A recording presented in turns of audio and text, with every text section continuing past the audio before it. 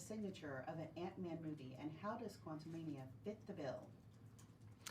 Well, I think Quantumania is very much an Ant-Man movie. We continue the story of the Langs and the Pyms and the Van Dynes and tell that family story and sort of progress the story, the family dynamics.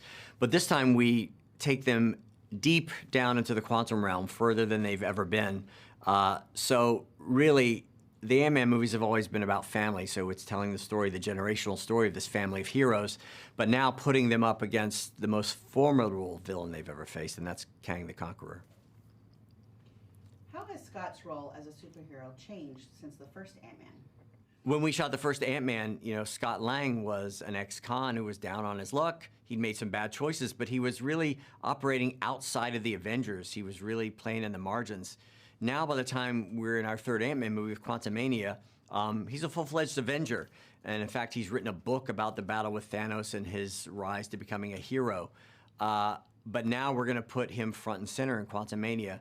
Ant-Man and Wasp are the first Avengers to face off with Kang the Conqueror. So it's been fun to see Scott Lang move from someone who was outside of the Avengers to now being front and center. Describe the dynamic between Scott and Cassie now that she's grown up. The Scott-Cassie Lang dynamic has always been the central relationship in the Ant-Man movies. His biggest priority in life is to be a good father to his daughter, and he's lost a lot of time with her over the years.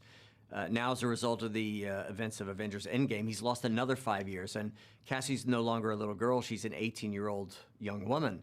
So I think Scott maybe still relates to her as a girl at times, and he has to learn to accept that she has her own ideas about how to make her way in the world, and her finding her voice as a hero, and the idea that maybe she has some very different ideas than her dad has about being a hero, and she can in fact be quite critical of him. So it was fun to sort of play out that dynamic between father-daughter and to grow and progress that relationship, and also to play out the arc of, throughout the events of Quantumania, Cassie becoming a hero in her own right. When Janet returns from the quantum realm, about 30 years, what is she like, and how does that impact her relationship with her daughter, Hope? In the last movie, in Ant-Man and the Wasp, Hank and Hope successfully rescue Janet Van Dyne from the quantum realm. She's been there for 30 years, and I think for Hope Van Dyne, she had this expectation, I'm going to get to know my mom again, and we're going to be able to catch up and have conversations about what her life was like down there and what Hope's life was like up here, and maybe even get some advice about how to be a hero. But we like the idea of what would happen if maybe Janet put up a little bit of a wall and is not willing to talk about her time down there. Maybe she can't, maybe there's a little bit of PTSD. And the movie really deals with the idea that she's put her past behind her, but of course, the past is never done with you, and she has to confront her past in a very real way. And what if her past included a confrontation with Kang the Conqueror? That was something that we really was central to the story of Quantumania. How would you describe the quantum realm and its potential impact on the MCU moving forward? The quantum realm has always been a part of the Ant-Man movies. We introduced it in the first Ant-Man and then sent Hank Pym down to rescue Janet Van Dyne in Ant-Man and the Wasp. But this time we take the audience full on into the quantum realm and experience it and live there for a while. And also to sort of answer some of the questions about what it was Janet Van Dyne was doing down there for 30 years and who she was down there. We introduced her in this movie serving pizza to her family in a really domestic situation, which is nice. She's got some good family time, but after they're thrown into the quantum realm, we really start to see Janet come back to life and rediscover who she was down there and confront her past. So that was exciting for us. And also the idea that the quantum realm was really the thing that Scott Lang was able to use to help defeat Thanos in Avengers Endgame. So the quantum realm is really our corner of the Marvel Cinematic Universe that the Ant-Man movies have been able to play around with, but we really bring it to life in a really vivid fashion in this movie. Who is Kang the Conqueror, and why is he such a formidable villain? I grew up reading the Marvel comics, and I always loved Kang the Conqueror in the comic books, so it was a big challenge, which I was really excited to bring to the MCU, to create Kang the Conqueror in the movies. And fortunately, we cast Jonathan Majors in the role, and Jonathan is, he's a force of nature. We needed someone to play Kang who was a physically imposing character. He's He's a villain who has dominion over time. He's a time traveler. He doesn't experience life in a straight line, past, present, and future. He sort of lives these multiple timelines, and he's had all these experiences, and he's a kind of a broken man, a man who lives outside of time. So we wanted to make him the most powerful villain that Scott and Hope have ever come up against. And also we kick off Phase 5 with Kang the Conqueror. And one of, I think, the unique things about Kang is he's battling our heroes, but we come to find out he's also at war with different versions of himself, his variants. How do Hope, Scott, Janet, Hank, and Cassie end up in the quantum realm, and what is their plan once there?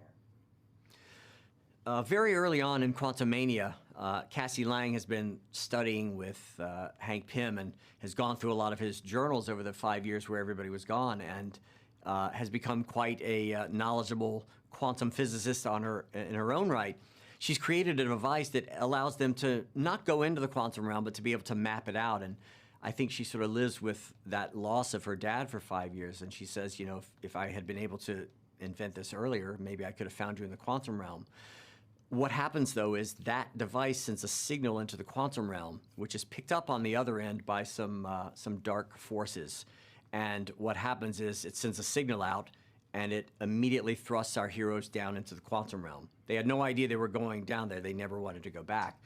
But they're forced to be down there now, and we find out that the reason they were thrust down there is there's someone down there who needs them, and maybe in particular needs Scott Lang and his ability to acquire things.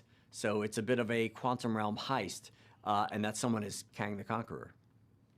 Is the dynamic different on this third installment, since you've worked with many of the cast and the crew members before? I think what's fun about having been able to do a trilogy of Ant-Man movies is we've been doing this for 8 or 9 years, and Paul, Michael, Evangeline, Michelle, and now Catherine Newton and Jonathan Majors, you know, we've sort of formed this Ant family, and we've been doing it together for a while, and the movie really is all about family and family dynamics, and behind the scenes we have our own family dynamics. So that's been fun, is to sort of like see everybody in their real life grow as we've you know, grown the family in the movies themselves. So to be able to do a third one and then really blow it out and create this sort of epic, crazy family trip gone wrong was really, really fun. Well, what do you think will most surprise audiences about this film?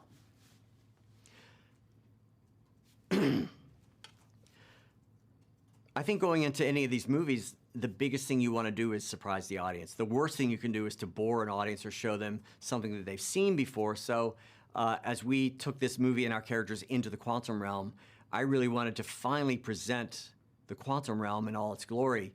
You know, we dipped our toe into it in the first movie and a little bit more in the second movie, but this time the bulk of the movie takes place there. So we were able to work with a team of incredible visual artists and, of course, visual effects artists to really bring the quantum realm to life. So I think that's something that, as our heroes find these unexpected characters and situations down there, we're going to take the audience down with us. And you know, we shot the movie in large format IMAX, so creating that world and all the crazy inhabitants of that world was one of the biggest things that hopefully the audience will be thrilled with.